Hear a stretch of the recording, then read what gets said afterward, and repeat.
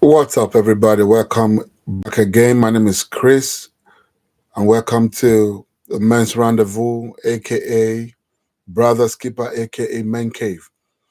And we've been dealing with a series titled African Men and the Challenges of Living Abroad. And today we'll be talking about balancing the African and modern values.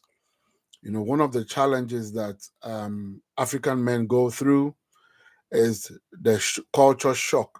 Get abroad and find out that they are completely different at variance with how things are done in Africa and how things are done abroad. So, as an African man who's relocated, it is very important for you to pay attention to how things are done and the way things flow. Like I told us in my previous video when we started this series, I said that right here abroad, like America, for example, I've been here for a while. I can tell you that there's a structure, there's a way things are done, and if you do not pay attention to that and follow it, you can go at variance with the law. And this has landed a lot of our African brothers either in jail or that they are owing in credit card debt, or they are divorced or they are homeless. Now it comes with a certain level of discipline. You have to be disciplined. Nobody has it all. It's a juggling act from get-go. You cannot be laid back, not even for one bit. So it's a juggling act. It's like a carrot and a stick approach. So the values are different. In Africa, there's a structure, there's a family structure, there's some kind of familiarity structure. But here, it's more or less like a business system. Everybody is business minded. All right? Everybody is business minded. There's a chain of reaction if one thing goes wrong. If you're not paid at your job, it affects your credit, it affects your loan, it affects your commute, it affects everything. It affects all your payment, your gym membership, and everything. Just by if your payment is late, it affects payment for everything. You understand? If you miss the bus, that one minute, that 30 minutes affects everything. So everything is timed, everything is structured. So the value system back in Africa is completely different from the value system, the things we hold as valuable over here. All right. And because the credit system, there's a lot involved. All right. There's a lot that you have to take cognizance of. The structure, you have to align yourself with the structure. All right. And you need to create balance for your traditional way of doing things and this modern way that you have adopted, and the quick ability to adopt the system of how things run. Yeah, makes it easy for you to progress, makes it easy for you to succeed. So it is important for you to balance the values, balance what you are seeing on the daily basis. Balance, for example, balance how you approach people. You cannot get too close to people. How you respond to people, how you react to people, how greeting here is not mandatory. Somebody can decide not to say hi. But back in Africa, almost everybody you meet in your neighborhood, you say hi to. Here, you do not need to do that. Except somebody says hi to you, you respond. If somebody says hi to you, yeah. But you cannot go around saying hi to every bit and everybody. Even though it's a courtesy call, I mean, there's nothing wrong with it.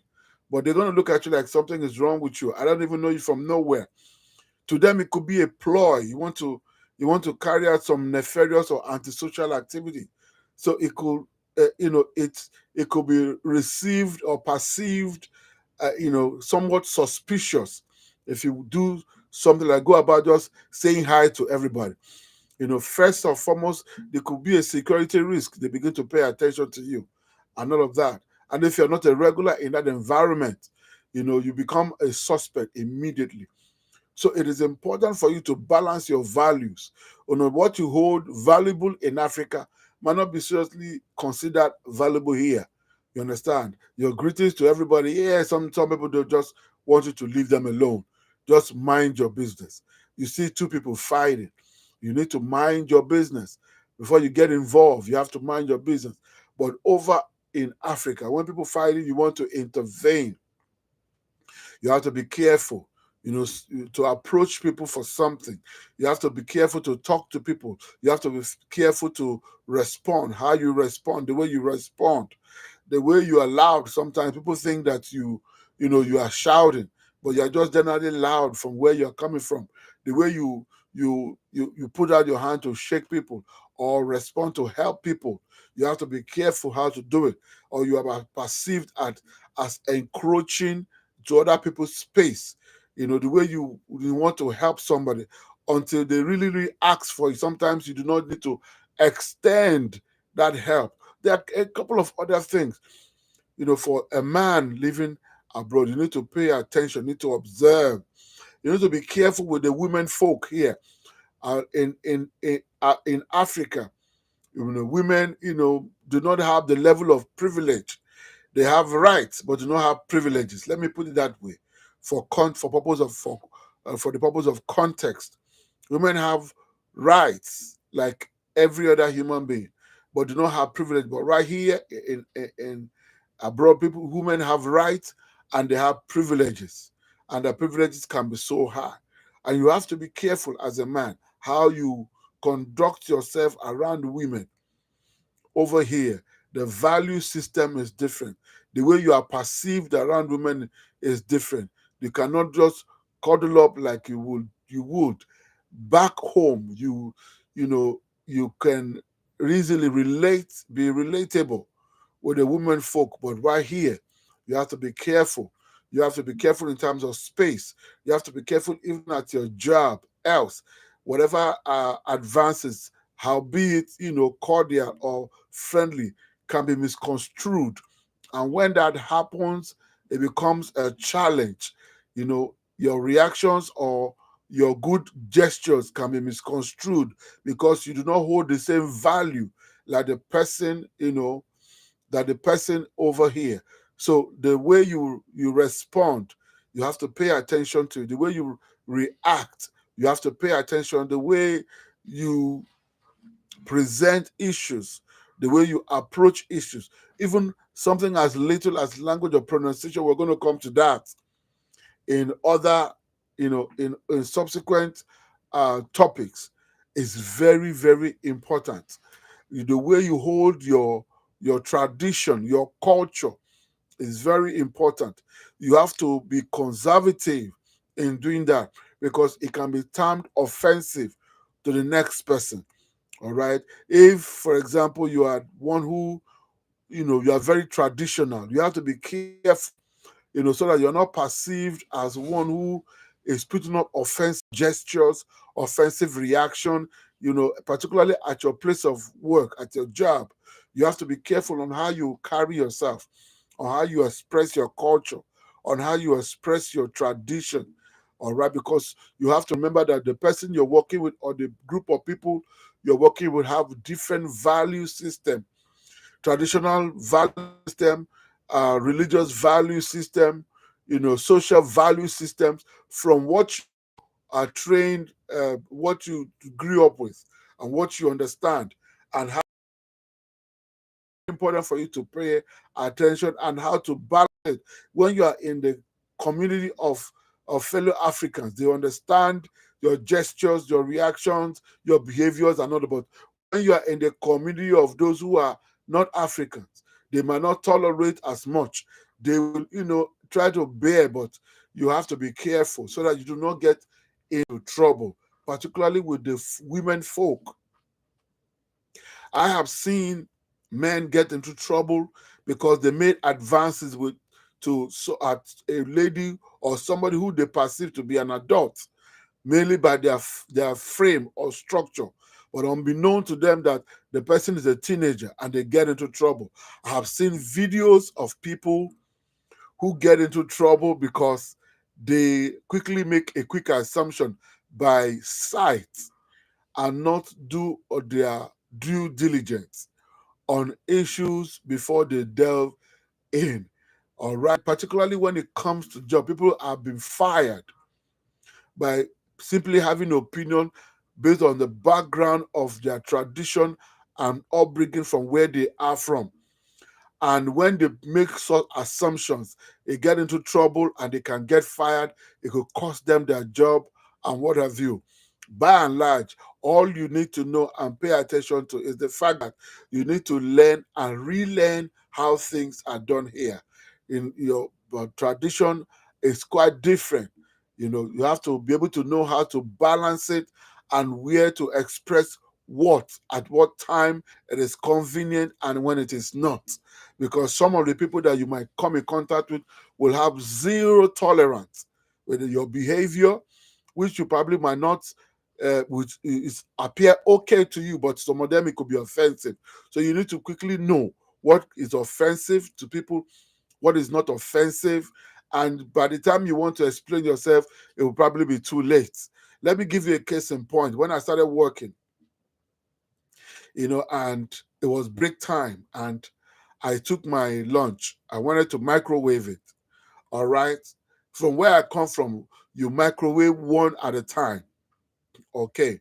So while we were on the queue to try and microwave, and I was waiting for the person in front of me to microwave their food so that I can microwave mine one at a time.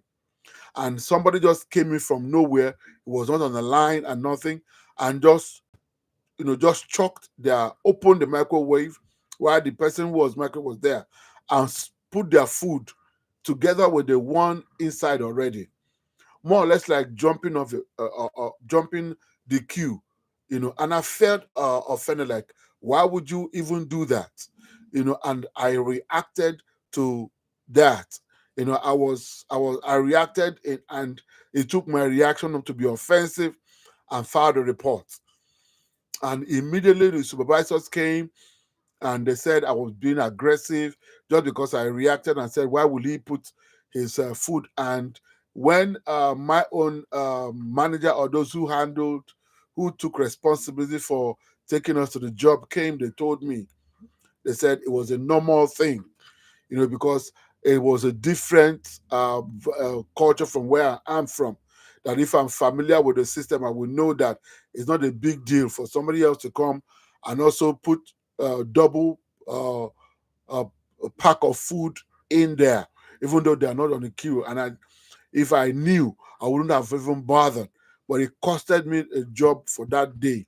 So you see how important it is that you need to pay attention to culture, to know that there are certain things that are not practiced where you come from, but over here, if you're living abroad, it's not a big deal.